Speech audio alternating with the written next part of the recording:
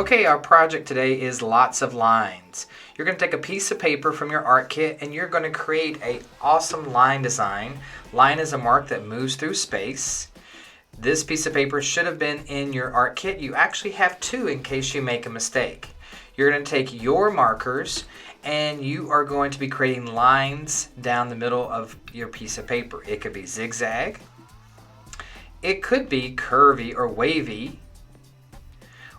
And you need to make sure that your paper is vertical, not horizontal.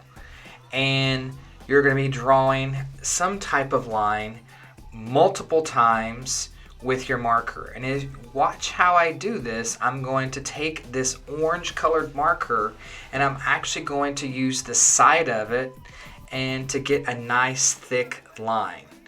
So it looks like I'm going to start from the bottom and you can see how the line is thick. And then I'm going to keep going up and I'm making a zigzag line.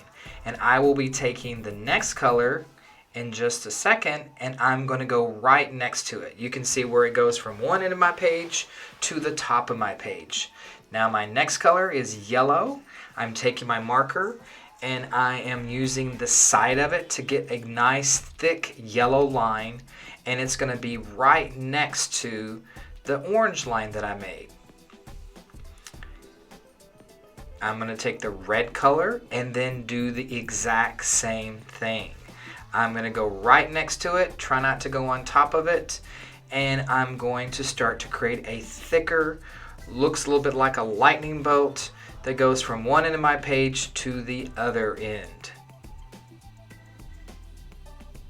Now I'm going to lay down some blue on there, and you might have to go back and forth to get that line to be nice and thick. And of course you can see I am trying to take my time, and you'll have even more time than me. Just really go slow and make sure you make nice thick lines. And you can see I'm showing you how to use the side of your marker. When you use the side of the marker, not the point of it, you will get a thicker line. And I'm using the point right now to fill in spaces that I didn't get with the side of my marker. And you can see right there, I'm going to go on the edge, going right next to the orange color. Now I'm going to color in with the tip of my marker to get it all in, to make sure that it's fully colored in.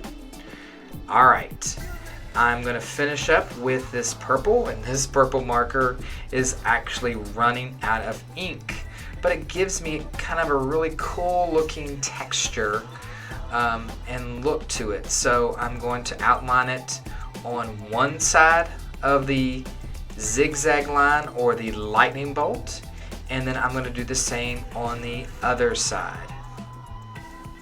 At any time that you need to stop and to catch up, or just you could even fast forward if you have figured out exactly what you're supposed to do. Now, one reason that I used the purple is because it starts to unify the zigzag. By doing it on one side, I did the same thing on the other side. Of course, you do not have to do that. It does help to unify it. Good job. Now we finished the color part of your line project. Now I'm going to show you one that I completed, and it's a little bit different on how I colored it. You can see the one on the right is more right next to each other. This one has kind of a 3D look, the way that I made my lines and then the way that I gave it some type of depth.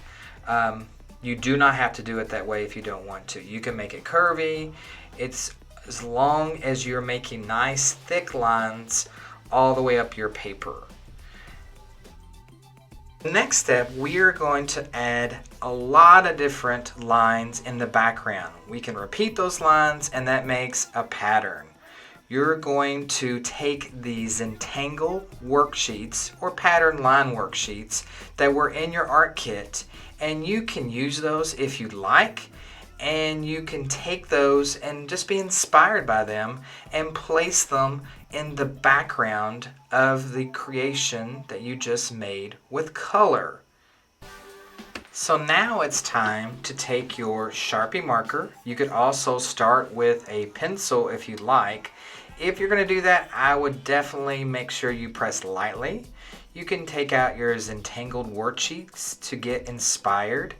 I'm going to start to make some lines and patterns. When you repeat lines, it does create a pattern. And you can see what I'm doing on the page right now, something that almost looks a little bit like a number 8, but it's just curved lines that I'm repeating over and over.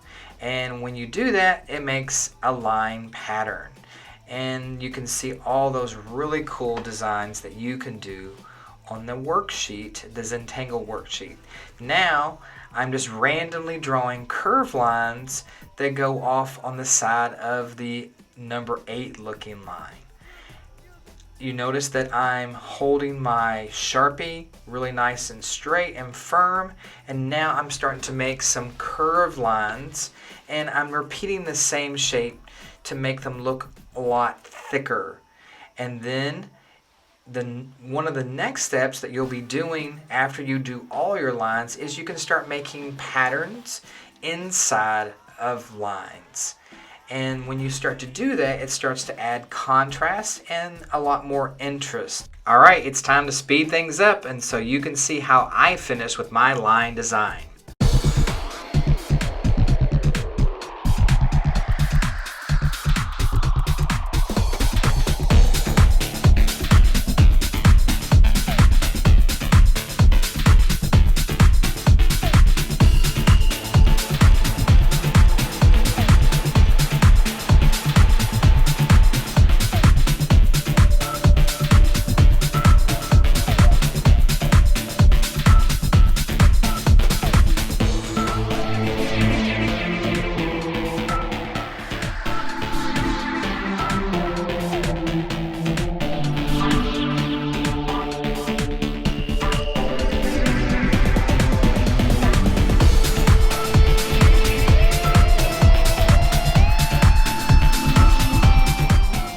I don't know about you, I'm exhausted.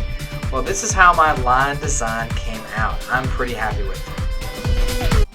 So we went from this to adding lines in the background to making this to adding more patterns and fine details to make this. Well, I hope you've had some fun making lots of lines. I had a great time. Don't forget, get smart, make art.